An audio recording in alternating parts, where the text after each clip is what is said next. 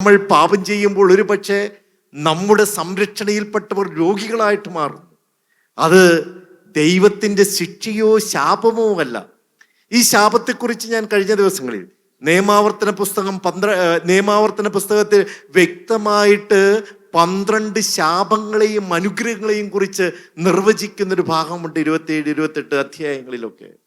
അവിടെ ഈ ശാപങ്ങളെക്കുറിച്ച് പഠനം നടത്തിക്കൊണ്ട് ദൈവശാസ്ത്ര പണ്ഡിതന്മാർ നൽകുന്ന ഉത്തരമുണ്ട്.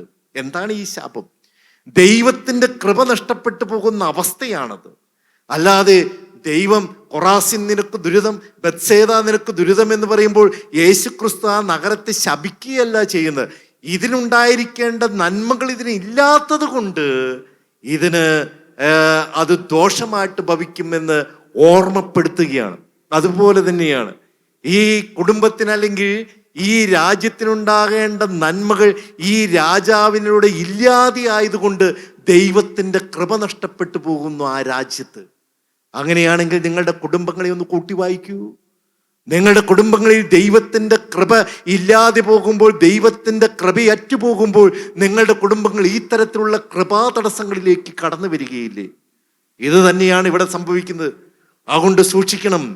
നമ്മുടെ പാപങ്ങൾ മൂലമോ നമ്മുടെ പ്രിയപ്പെട്ടവരുടെ പാപങ്ങൾ മൂലമോ നമ്മൾ രോഗത്തിൻ്റെ പിടിയിൽ അമരാം. പാരമ്പര്യ രോഗങ്ങൾ എന്നൊക്കെ പറഞ്ഞു. അത് ദൈവത്തിൻ്റെ ശിക്ഷയല്ല മക്കളെ, മറിച്ച് പാപം ചെയ്തു കഴിഞ്ഞപ്പോൾ ദൈവത്തിൻ്റെ കൃപ നഷ്ടപ്പെട്ടു പോകുന്ന അവസ്ഥയാണ്.